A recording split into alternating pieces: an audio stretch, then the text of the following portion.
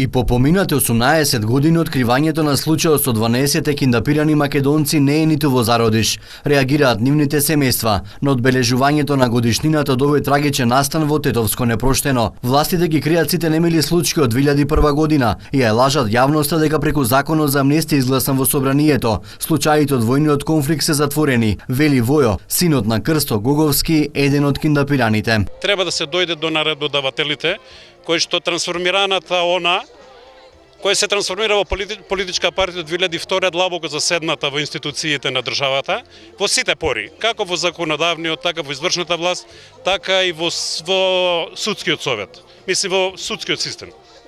Но тоа мислам дека ќе помине, војните злосторства не застаруваат и некој ќе дојде време и да одговара за тоа.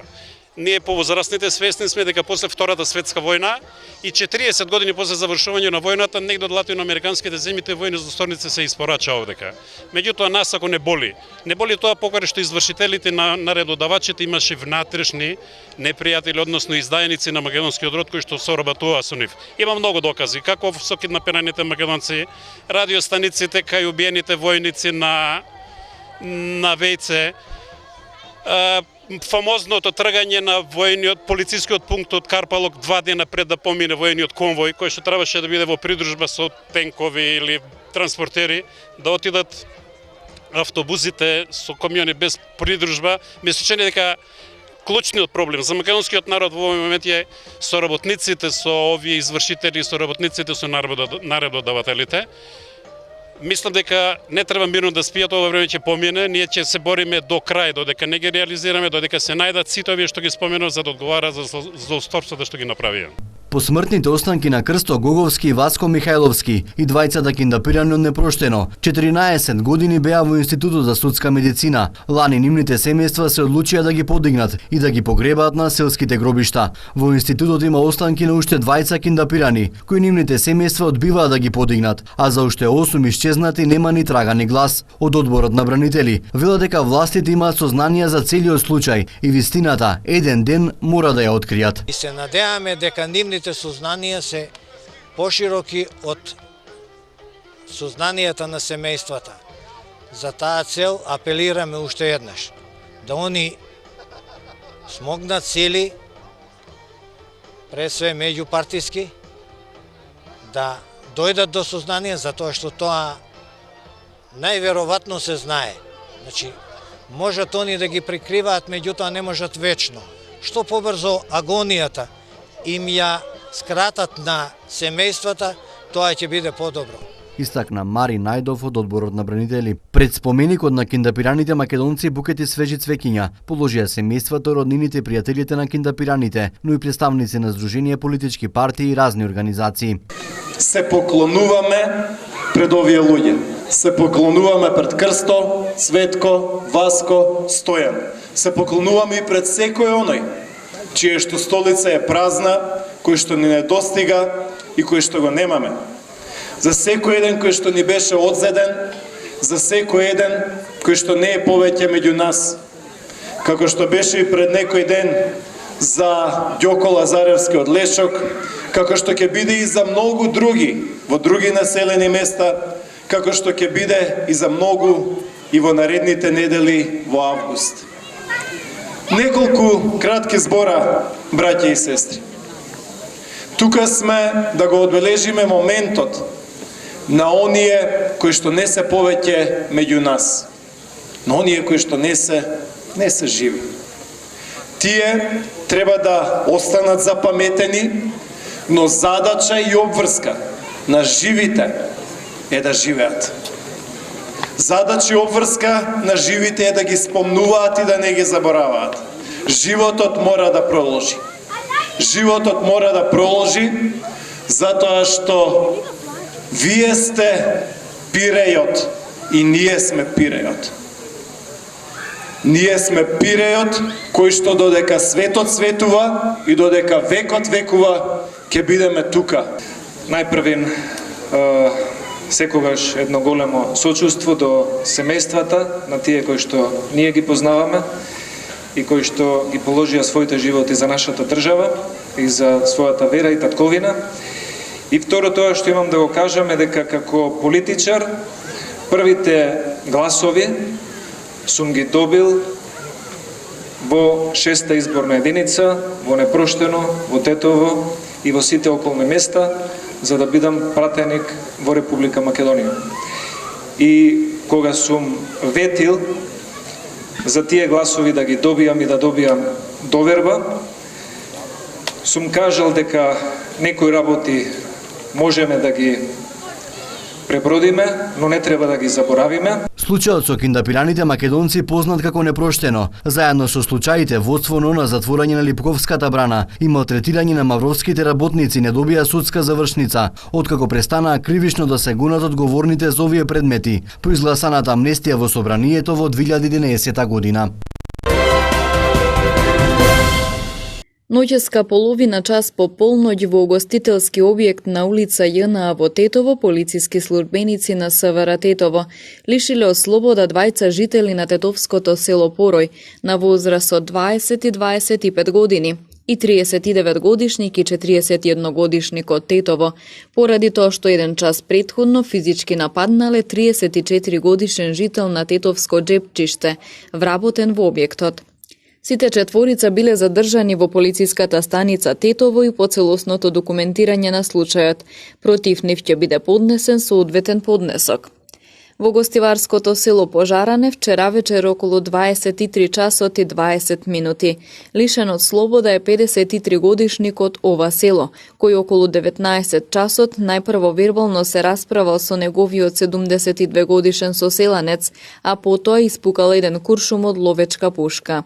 Тој е задржан во полициската станица Гостивар и со потврда му е одземена пушката. Се работи на целосно расчистување на случајот.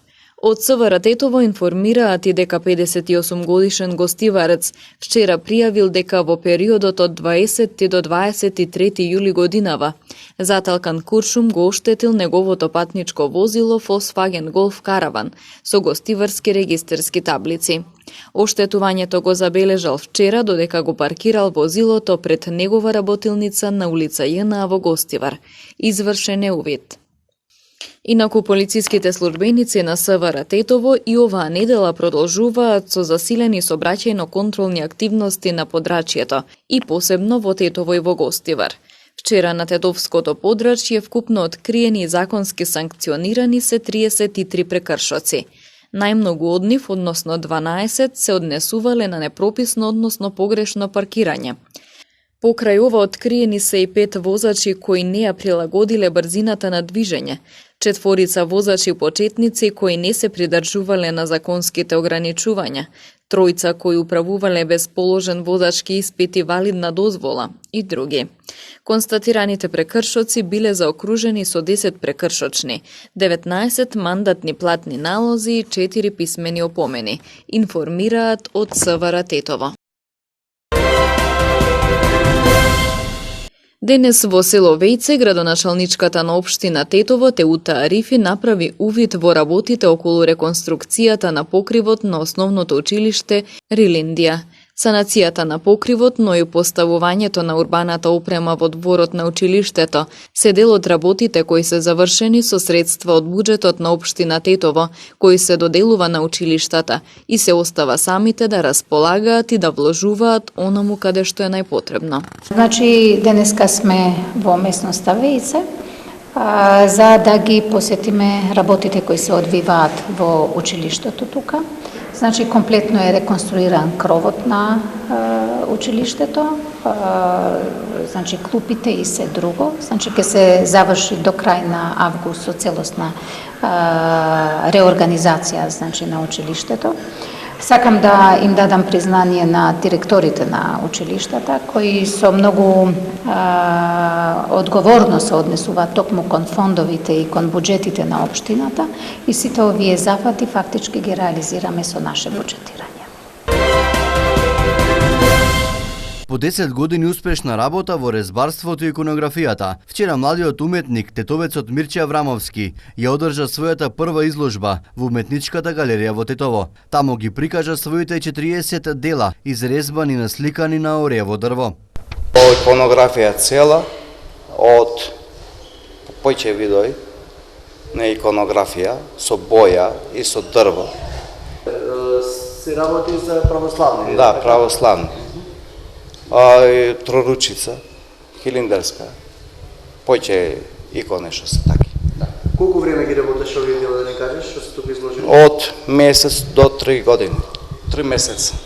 Неговата 10-та година Мирче покажа интерес кон уметноста воопшто. Покасно, пробувајќи различни техники и како последна техника му се просвети на дрворезбаријата како техника, поточно на иконографијата. Бидејќи неговата спиритуалност беше повеќе од неопходно да се оствари и истата да тежи како уметничко дело. Присвојувајќи ја дрворезбаријата како техника со тек на време, Мирче извади на виделина продолжеток на серија од различните дрворезбарски иконографии. Дела кои се наоѓаат кај различни приватни колекционери, цркви и манастири насекаде низ цела Македонија. Бидејќи дрвото е како главен материјал представен во делата на Мирче, сите знаеме за неговата важност и за отисоците на природата, а исто така и отисоците на самиот уметник. Ние му пожелуваме натамошен успех во неговата струка и други успеси во животот. Како одговор на сајбер заканите и масовното ширење дезинформации, особено во последните 2 години, владата работи на изработка на акцијски план за справување со дезинформациите, најави премиерот Зоран Заев на пресконференција. Проактивни мерки ќе бидат преземени за дополнителна активна транспарентност со цел владата уште повеќе да ја доближи својата работа до граѓаните и да ја зголеми довербата на граѓаните во институциите. Со новата стратегија за транспарентност, стандардите ќе се втемелат во системот и ќе се создаде листа на документи и информации кои институциите ќе бидат задолжени на одреден временски интервал да ги објавуваат и да ги ажурираат. Преку објавување и споделување факти и вистините информации се намалува и просторот за маневар на дезинформациите. Владата на својата веб страна ќе објавува официјални одговори на прашања на медиуми и граѓани, со цел да се спречи извртување на официјалните ставови на владата. Владата ќе формира акцијска група за борба против дезинформации и напади на демократијата, во која ќе бидат поканети да учествуваат представници од Канцеларијата на председателот на владата, председателот на Република Северна Македонија, Собранието на Републиката, Кабинетот на министерот задолжен за комуникација, транспарентност и отчетност, Министерството за внатрешни работи, Министерството за одбрана, Министерството за надворешни работи, Управата за безбедност и контраразузнавање, Агенцијата за разузнавање и други, односно и новата Агенција за национална безбедност, која ќе престане да функционира Управата за безбедност и контраразузнавање, на кои што сите заедно задача ќе им биде анализирање и следење на појавите на дезинформирање на јавноста и координирање на борбата против нападите врз демократијата. Ќе отвориме дискусија со медиумите за утврдување модел на подршка за продукција на медиумски содржини на тема борба со дезинформациите, како и подршка за едукативни програми и тренинзи наменети за медиумските работници со цел нивно професионално сензибилизирање во борбата со дезинформациите. Владата и институциите активно ќе соработуваат со сите организации и проекти кои работат на проверка на фактите, fact-checkers, преку навремено и брзо одговарање на нивните прашања при проверка на фактите. Владата ќе иницира организациите кои се бават со проверка на фактите да создадат регистар за утврдување и разобличување на дезинформациите и листа од изворите кои ги шират невистините.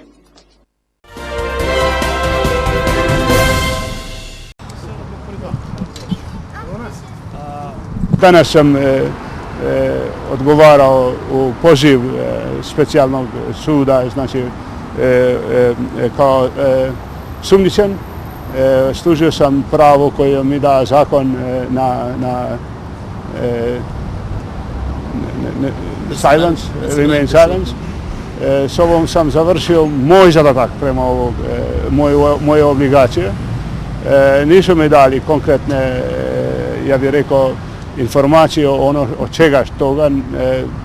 Priča se o moju ulogu u vreme rata i to, ali nisu mi dali nešto konkretnije od čega. Nisu dali te informacije. Farendećom. Bilal? Pa če ako bom rana? A ne, evo tako.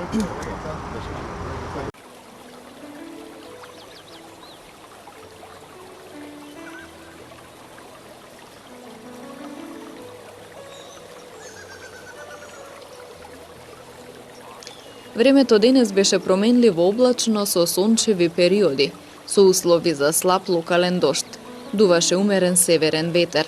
Температурите се движеа во интервалот 20 до 30 степени Целзиусови. Вредноста на УВ индексот изнесуваше 8.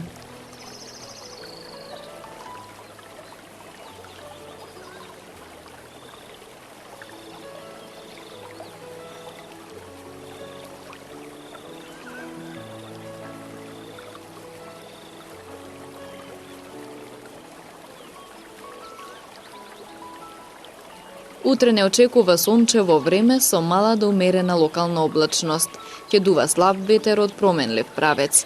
Температурите ќе се движат во интервал од 17 до 30 степени Целзиусови. Вредноста на УВ индексот ќе изнесува 8.